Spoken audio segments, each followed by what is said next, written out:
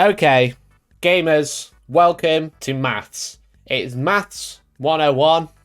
This is a lesson in Pythagoras Theorem in Warhammer. I'm joined by the lovely Jay. Hi, Jay. Hello. Do you use Pythagoras in your games of Warhammer? Not currently, but I have. That's why you've been going wrong this entire time. That's exactly. I don't have armies that can do the things that you're about to talk about doing. You don't know what I'm about to talk about. I'm teaching you, Jay. Let me tell you. Let me tell you about Pythagoras Theorem. Do you want to describe the Pythagoras Theorem to me, Jay? And then I'll explain how you can apply it in this subject. The square of the hypotenuse is equal to the square of the sum of the other two sides on a right-angled triangle, which is very useful if you can do that maths in your head for working out exactly how far you should shoot things like screaming skullchuckers back in the old world of fantasy. Yes, exactly that. What Jay said. Well done, Jay. Well done. Hey, thanks for the host. But today, we're going to talk about Pythagoras with Deep Strike. Okay? You know, it's applied. I really need my green screen. I need my sword and my whiteboard. Look, you got a triangle. You know, a squared plus b squared equals c squared. That's what we're doing today. Pythagoras Theorem. Very, very, very simple maths. Yeah. Did you see that? Looked great. Great drawing. Someone has also done that on MS Paint, which I just did on the stream. And basically done some mental gymnastics, let's call it, to arrive at the point of saying that if you deep strike in 40k 9 inches away, okay, yeah, more than 9 inches away, okay, exactly, and then you make a charge roll which has to be within 1 inch of said target, that you are more than 9 inches away. On 2 dice, you can actually get to within an inch on 8. Oh, that's super easy. You just play Blood Angels in turn 3. Well, all right. Come on now. Help me out, Jay. We're doing a show. We're doing a math lesson. Now you might be thinking, Jay. You might be thinking, like, Mikey, how the hell did you come to? How can you be more than 9 Mikey, and then move 8? And then be within an inch? You'd be like, what?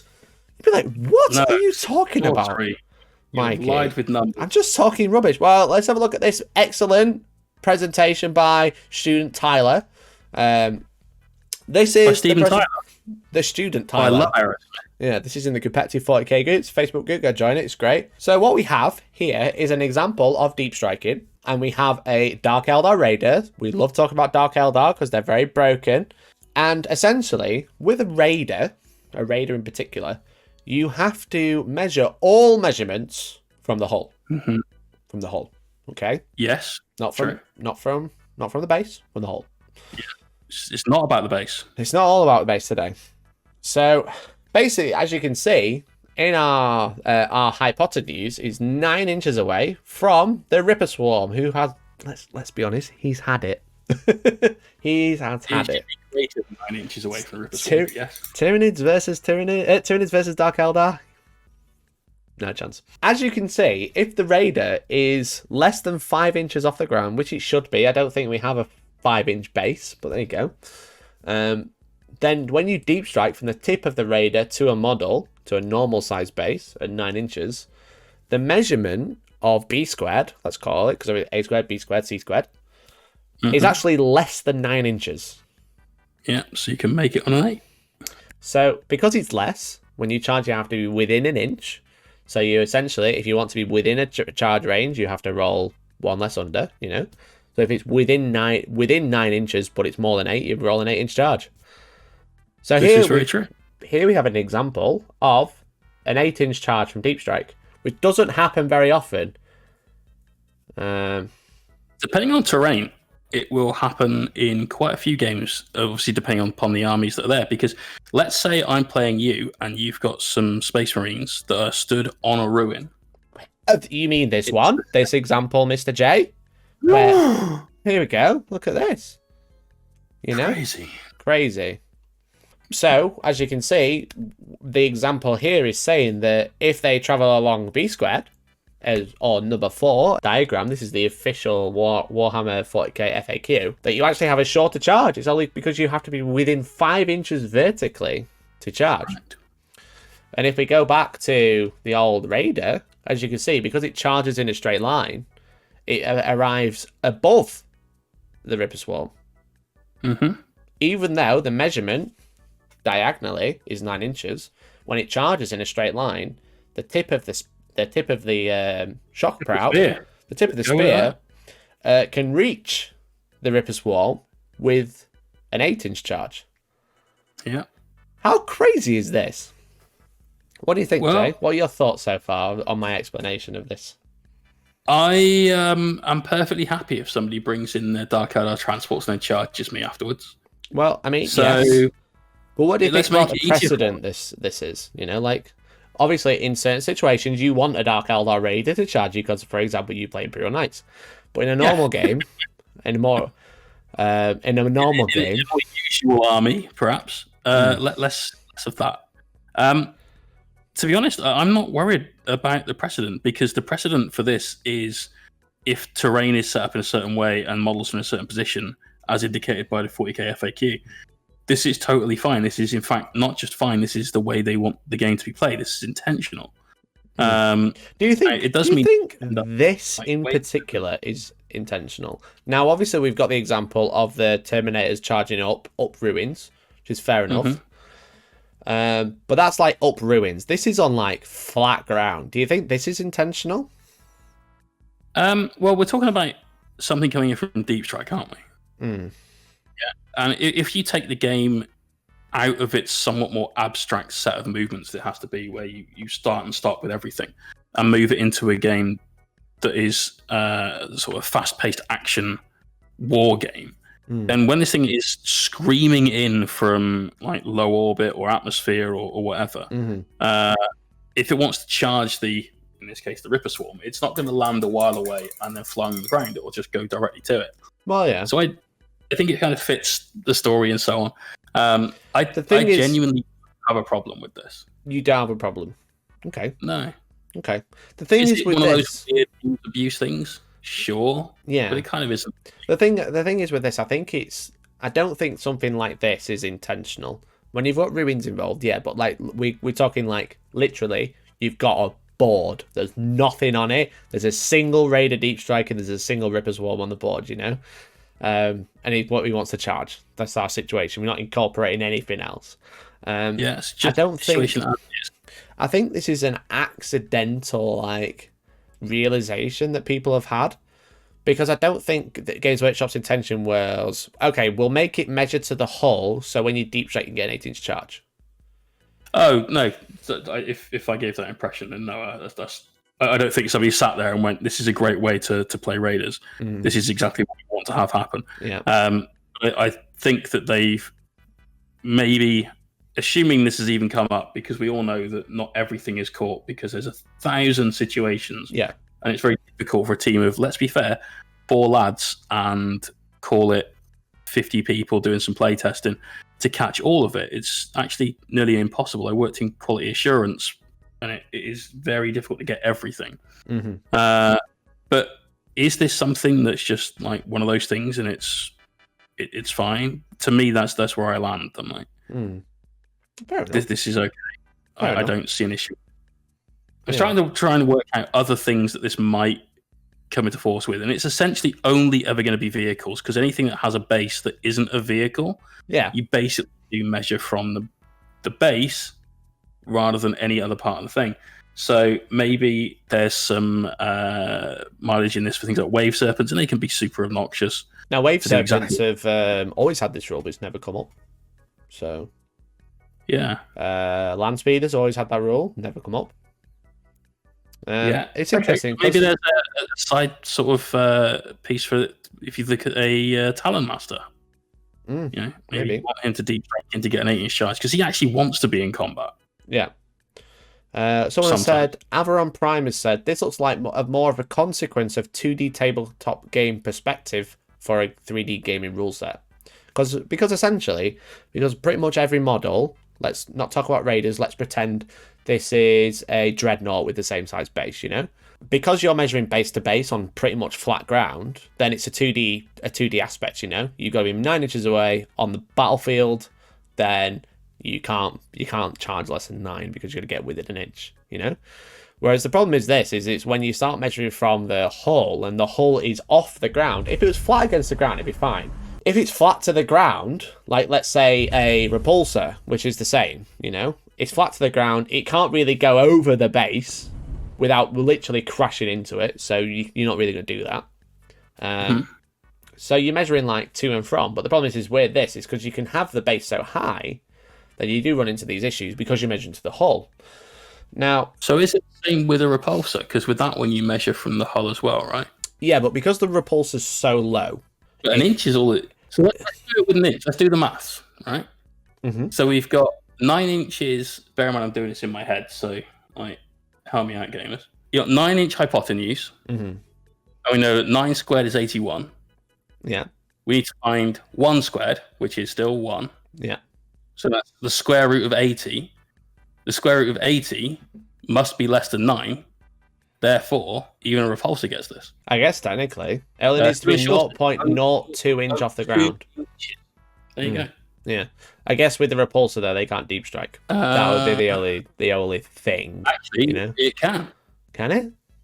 Strategic reserves. Very good point. Very good Everything point. can. Yeah. At any height off the ground is effectively a sub 9, which is quite interesting. I guess the only downside, like me personally, if someone tried this against me, I'd be like, you want to be like that then? You know, I wouldn't see it as like fair, technically, by the maths, it's totally correct. But then if someone wanted to do that, then you've got to watch out of every other interaction that the raider has, including all movements, also disembarking, be really tough. Because if you have it, let's say you have it 4.9 inches off the ground, so you can get some proper spicy charges, you can't disembark because you've the strategy, you know. But AT Valdor makes a point in the comments. Everything that hull measures is an 8-inch. Think about like a Lehman Russ, because the front of that tank is up at an angle. You're measuring from the hull, and so because of vertical engagement range, that's an 8-inch charge. Yeah, anything that isn't square or on a base. You know, well, it doesn't measure from the base. The base, because it's on the ground, then it is, you know, you never have a raised, you never have a triangle, do you? You just got a line. Because it's flat. Yeah. Interesting. So somebody thought they were being funny breaking a game with a raider. Well, what kind of worms? Hello. We've just broken the entire Warhammer. You know, the title of this clip, Mathematics is Breaking Warhammer. It's quite interesting. The thing is again, it's like, technically it's correct, but like, I don't know if it's... I don't think it's intended.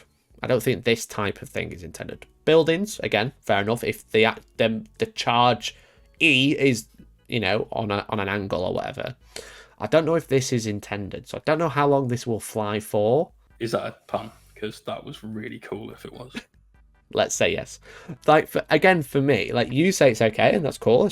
You know, this is why we have these discussions. Because it's interesting to get multiple opinions, and I like to get the Twitch chat's opinion and the YouTube chat's opinion. And interestingly, they're always quite different. Me personally, I don't like the idea of this because it just doesn't feel right. It just doesn't. Okay. It doesn't fly with me. You know, like everyone else does. The only time this would ever like come up in a game is those turns where you're on an objective and they just need one more, or to take one away from you to be able to score like whatever in the last turn, or to get domination in their own turn, or to hopefully deny you some points in primary in your next turn. Yeah. And raiders aren't OBSEC, and so a lot of armies, if they're charged by a non-OBSEC thing that just comes flying in, probably aren't going to have too much of a panic over it. Yeah, for sure. My army, obviously, that is a bit of a problem because I don't have OBSEC. Then I'd kill the raider quite happily in combat, and out of the raider would drop a load of OBSEC, whatever. However, they then die in the following turn, and so for me, this is okay. And so even in a game like real world implication, because the theory is all well and good, but until you apply it to the actual thing in progress, it doesn't really mean much. So in that situation, I'm okay with it. It doesn't matter to me. got to admit that I'm kind of with you on the fact that I don't like that kind of, well, actually. Yeah, that's the realm I think it's in, sadly. It is a bit. Because it just creates too many issues. Because the thing is like, whilst it has a precedent, let's call it, you know, if you're playing against someone with hover vehicles that measure to the hull, or any vehicle that measure to the hull, you've got to like watch that person very closely, because as soon as they say, oh well, technically because of this I can charge less than 8, you've got to think about every single other movement they've made, or anything that's interacted with that vehicle, and made sure it's correct up to that point. Yes, I tip people in that situation. You've seen me play. In every single one of my movement phases, before I move anything and like finally put it into the position it's meant to be, I measure to everything else around it. Yeah, exactly. So I know what I've got a charge to and what I've got range to and things. And so it's unlikely that you're going to get too many people are shadily trying to shift something half an inch. Yeah. It does happen. So, you know, we've all seen the cheating stream from not even that long ago. Yeah, exactly. But yeah, you just got to be a bit vigilant. The movement phase is the most crucial phase of the game. Sure, if you is. Get that right, chance of winning. Yeah. Don't let your opponent take the piss during that phase. Yeah, exactly. So there's a counter argument to this. This is not to say that this doesn't work, but this does make it much easier to tag things with piling in. Yeah. Because it can't fall back and shoot. Yeah. Can it? Not strat, but yes, but no. Okay, cool. So you're forcing your opponent to spending some CP, and it means that they have to make an investment to come away and shoot. Otherwise, they're at -1 to hit, which is fine. But equally, it means that technically now we've established that you can get closer to a tank of almost any description, because none of them have a perfectly flat frontless flush to the ground. Yeah. A little easier because you can enter engagement range using that vertical. You have a 3-inch horizontal movement, which means that you have much easier access to that vertical movement. It also means that you can have your raider that is more than 3 inches away from you, and you can heroically intervene into it. Yeah, because of the vertical distance. Yeah, exactly. Because engagement range for vertically is 5 inches, which is huge. I caught Neil out with it in a game the other day. And that's because that's the size of GW's ruins, though. So AT Valdor says, what it's worth, WTC uses a 2D downward projection for hull measuring vehicles. It makes a lot of sense. Sadly, that's WTC, though. So, which is great for them. Obviously, I've made videos about the WTC in the past. Great bunch of lads, you know? But they have... they make their own version of 40k with their own FAQ. Exactly. It's not 40k, it's WTC. Yeah, exactly. Which is a good example for us to look at, you know, to see what, you know, people who are playing the game professionally or want to run the game professionally, but also at the same time, there's a lot of playtesters in there, so they probably have a good idea about what might come up or what might not come up, essentially what the playtesters are suggesting. But at the end of the day, I think is that if you have these group of people, these are also the cream of the crop as far as competitive players go, that also have a time investment that they can spare, right? And I'm not going to say at all that these are the kind of people that might use tricks like this. However, these are the kind of people that will be aware of tricks like this, and it may come up in a game that they play potentially more than a game that somebody like the low tables of an RTT might be playing in. And the problem is like the arguments like this will come up is probably in your mid-size events around the middle tables, you know? Yeah. Because that's usually where the arguments like this come up. They don't really come up on the top tables very often, or hardly ever. It's usually around middle table when someone wants to do a little bit better than they probably can. So they kind of pull it. Yeah, they're trying to pull out every little card in the book they can. Even though they played Dark Eldar at this point, for example, like they need anything else. At that point, then it's the mirror match. Yeah, exactly. Am I right in thinking that you have to measure to the base of the model charged and have to be within an inch? Within an inch, horizontally, 5 inches vertically. So the shock prow in this example has to just be above the base, which is why you get less than 9. because it moves in a straight line, but obviously it's above, you know, so it's above the model that it's charging. That's why you can get this shorter charge. Question, should all vehicles be given a base as a way of fixing this?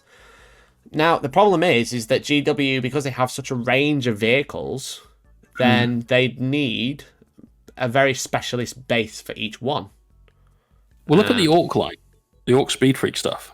Yeah, exactly. They're all on bases. That's good, but then you suddenly got the Battle Wagon, which isn't. I'm just saying that there's certain vehicles that putting a base on makes them extremely impractical. Yeah. Let's suggest that you start putting like ovoid-shaped bases on larger constructs, such as your Land Raider, for instance. That's still going to extend at least half an inch past a mini that's probably already 6 inches wide, so it makes it 7 inches wide. You thought it's bad enough getting in the case now. Yeah, I mean that, but more importantly, like how are you realistically going to get that around a table? Because sometimes it's hard to fit night bases through scenery, and this base would be at least 3 inches wider than that. It's not really a possibility without totally taking away any real semblance of control in the movement phase. Hey, thanks so much for the cheer. Really appreciate it, cause 40k. Thank you for the bits. Yeah, it's just weird. Again, a lot of people are suggesting that essentially the 2D drop down that the WTC have used. So basically, the Raider in this example would have like a solid block underneath that you pretend there's there, and then I think that's fine. Yeah, I'd actually much rather they just said you just measure from the base, because you remember playing older editions of 40k where it was facings on vehicles, right? And how many arguments did you have with someone that clearly was a Burke? You're saying, look, no, I'm definitely shooting in the side. Like, no, you're shooting from the front. Like, no. Yeah. I'm stand here and look. And I can imagine you having a similar argument. It's one of my favourite things about 8th edition onwards is that you don't have those issues. If you have to look from the top and go down from that, then you'll end up with somebody with a wonky tape measure, and by that I really mean that they're not holding it straight, not they've got a dodgy tape measure. And it would just cause an argument. I'd much rather said from the base. Also, that does cut out one big thing though, which is that if you measured everything from the base, you no longer get those times where you have people with a Raider, and this has happened several times in previous editions to me, where they're measuring from the shock prow, and like here to an objective is 3, and that just gets us behind a corner. If it's from the base, you kind of got to put your mouth a little bit more. Yeah, and I know they're fragile. If that's the issue, then you need to write a better army list. Just cut down on things that's been an issue and stuff as well. So yeah, I'm going to do some drawing on screen. We always love drawing on screen. Love it. So let's have a think about vehicles, like vehicle shapes. So a Lehman Russ, okay, a Lehman Russ is a turret. Trapezoid. This shape. It's very basic Lehman Russ. But that's a Lehman Russ, and it's got a little turret like this. And it goes pew pew pew pew like this, and it goes pew pew pew like that. That's how it shoots, right? The problem is high quality war. Yeah, the problem is like because of this here, you have the same issue. The thing's over here. You measure that way. That's 9 inches. This is less than 9. Same issue. Got sponsons on it. Same issue from the sides. Yes, exactly. Now Land Raiders. Someone just mentioned Land Raiders. It's like, you know, let's say a Land Raider has this shape. I'm trying to remember how it goes now. It's got guns that go, and they go like pew pew pew pew like this, you know. Now, not only have you got guns on the side that stick out, you just charge backwards, deep striking backwards. You got the same issue here, you know. Give it a smiley face. That's it, charge it. That's the face. The face of death. The face of death. It's behind you. It was behind you all along. It's like Voldemort. So, like, how do we fix it? Yeah, you could say measure the base. The problem is then would you say Raider has to go on a big oval base? I don't think that's such a bad thing. Well, I think it would probably help it stay up quite a lot, because that thing would blow over in a stiff breeze. Well, yeah. Would you leave it on this base if you said you had to just measure from the base in this example, Jay? No, I think you should definitely have a larger base. I think if you're going to make that call, then you have to put a larger base there. But of course, it's very difficult in the game that we play for that kind of thing to actually be done. I'm back to the Land Raider thing in a minute because unfortunately there's something you're forgetting. But if it was a video game, you patch it, done. If it's a physical game, it's like, yes, if anyone wants their brand new Raider base, which is this size oval, please come to your local Games Workshop where we'll give you one. For £5. You can't really do that. Yeah, exactly. It's a definite feels bad. GW just listening, all the marketing lawyers are like, fucking hell, look, these lads are onto something here. £6 a base, let's go, gamers. Yeah, there you are. I'll have my 5% commission now. I'd say follow everyone, really appreciate it. The thing with putting vehicles on bases is that whilst you might find a base, like Games Workshop sell bases, and they take the longest dimension on a base, and that's what they sell the bases at. So 90mm oval, 170mm oval. But they aren't square bases, they are ovoid. And if you look at the Orc vehicles, they all fit nicely within the confines of that oval, which is perfect. Yeah, it's nice scenic base, it's great. Your Knight fits on this bigger oval, looks good. Flyers, same deal. If you then took a Lehman Russ, which is a box, or the Lander, which is one of the biggest boxes, and put that on an oval, you'd have the overhang at the sides. So if you then say you have to measure from the base, well, there's angles I can't charge my tank to you at, because my tank extends from the base longer than an inch, so my tank can't make that charge. If I've got a Bane blade, well, that's even more of an issue. My base has to be enormous at that stage. So we can't take away the sort of measure to hull, because the problem that spawns is a bigger problem than this one, as far as unless every unit had a custom base. You know? A lot of them can be on ovals. But then, like, for that. Yeah, a Land Raider has its own base that is for a Land Raider. You know, a Rhino has its own base. You know? Maybe go back to square ones, you know? Or rectangle. Maybe look at that for, like, box tanks. Because then you just measure from the base. Some square bases. Yeah. You know? You never know, they might produce one that size already for Old World. You know? Yeah, exactly. Here's on his Giganto Dragon horse. Yeah, Nick Baton. I remember he had, obviously he's the Warhammer TV guy now. He put his Ultramarines in White Dwarf once upon a time, and they were on bases. So here you go. This is Nick Baton. Obviously, I love how someone's put their watermark over the White Dwarf. I don't think you can do that. So this is Nick Baton's army. His Ultramarines, his first love. His Thunderfire cannons on an oval base. Works for me. Love seeing that. Now the Rhino... It looks so much like it. Yeah. The Rhinos and the Land Raiders are on square bases. Now this is for just so everything's on a base. The Vindicator as well, there is on a base. There we go. Yeah, I can just see it. So there, and the Whirlwind as well. Is this the way we could consider going? Putting all vehicles on a base? Does square really make a difference, gameplay-wise? Except for, like, charging from the tip of the corner. It's always 9 inches, right? Yeah.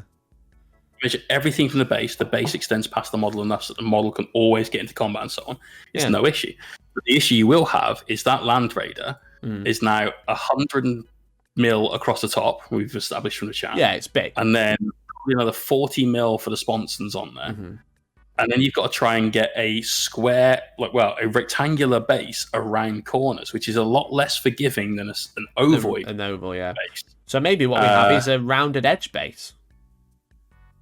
Like a square with round corners. Yeah, that's a possibility. Because the thing is like... super hard, all for this one niche issue that's only going to be played by someone that's a tryhard. Yeah, maybe this is the one issue that we've found so far, though. Maybe there's more issues that could arise from this. My thinking is... We started this whole thing out with it's just Dark Elder a problem. Well, yeah, get rid of them, got sorted. But the thing is, with the Land Raider being on this base, it looks humongous. But the thing is like it's not too far over where the sponsons are. You know? It's still got that sort of footprint. So how much difference is it going to make for movement purposes? It's not really the movement in terms of like its physical. Like I've measured 9 inches. It's I have to play on a terrain filled battlefield that is becoming increasingly more and more packed with terrain. Very true. Like you could easily get away with this in 6th edition, 7th edition, where when there wasn't as much terrain was kind of an afterthought. And now think about the boards that you play in your battle reports. You like a terrain-heavy battlefield. Yeah. Toby's never going to get his Grey Knight Land Raider out if you put it on a base that big. Yeah. Come out with his deployment zone. Yeah, exactly. Interesting. As I said, that maybe this could be a fix. Maybe saying that anything straight down is part of the hull, so you can't get 9-inch charges. Maybe saying if you deep strike, it's a 9-inch charge unless they're vertically above you. You can't do it just on flat ground. Maybe they're the fixes. Yeah. But I think it's really interesting, though, that this now is only really just like, let's say, hit headlines.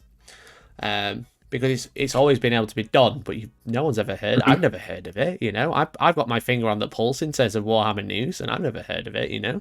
I think the most overpowered version of this is a Blood Angels Land Speeder Typhoon or something like that, right? Why is that? Well, because that comes in and charges 8 inches anyway. So it comes in and charges 7. Yeah. So there you are. But that's the thing. That's the thing. It's like, the think about it. Because the Raider can deep strike less than 9 inches away, technically. Well, not technically, but, you know, can get a less than 9-inch charge off. Yeah. You can also get a less than 9-inch charge against the Raider. So yeah. Now you think about Blood Angels. They've got 7-inch charges against you if you're in a hoverboat or any vehicle. 7-inch charge if they get in the right angle. As long as they can land towards you. Well, any part. No, it's any part of it. It's not just the shock price. It's any part of the model. So, like, you think about it. Let's make this a bloody golden boy. Hello, here's his head. Here's his body. You know, here's his legs. He's got long legs. Here's his arms. He's got a big blue sword. Right? He's got some wings. I'm not going to draw them in white. That would be stupid. Right, there's one guy. And then, just so happens behind him... you've actually drawn Spider-Man.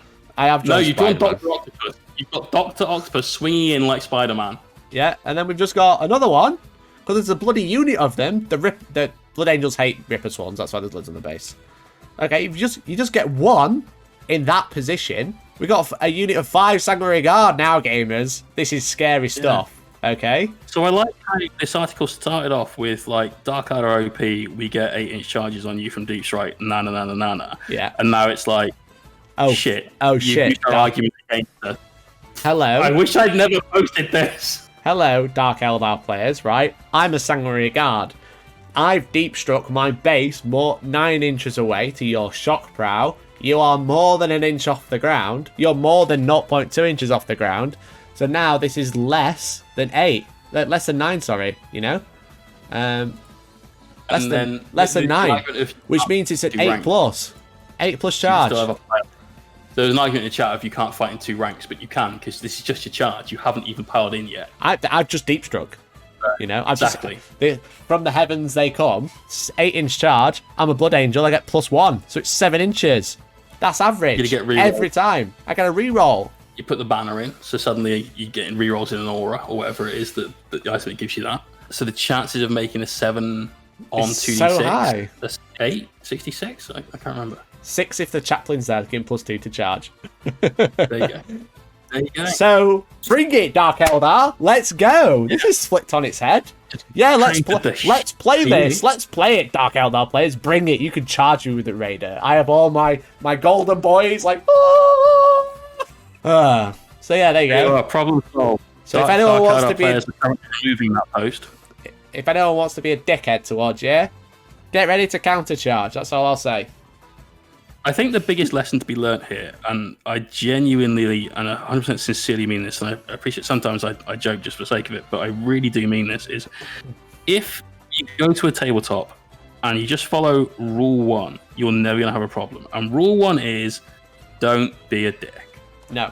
Because you started off with I can do this to you and you can't do anything about it. And it was like, are you sure? Yeah. And we did something about it. Yeah, exactly. So, like, gamers, don't use the Sanguinary Guard example in your games, but keep it in your back pocket, like an ultimate ploy.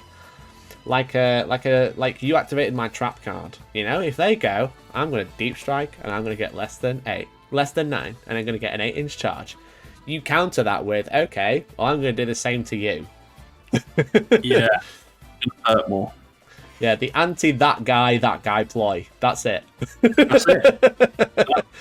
Yeah. Now take this Anyone power. says, well, actually, You return it with a mirror. Use a mirror force. You know, return all attacks back and destroy all monsters. Use a magic jar. Take the attack points and send it back to their life points directly. Right? You take this power and use it. However, with great power comes great responsibility, and I am trusting you, chat, to use it very wisely. YouTube, I've just sorted out Dark Eldar, then I nerfed into ground. But that's the thing. Maths doesn't break Dark Eldar. Breaks Warhammer. Full on. Full on. We broke it together, gamers. Well done, everyone. Round of applause. Lesson over. Well done. Well done.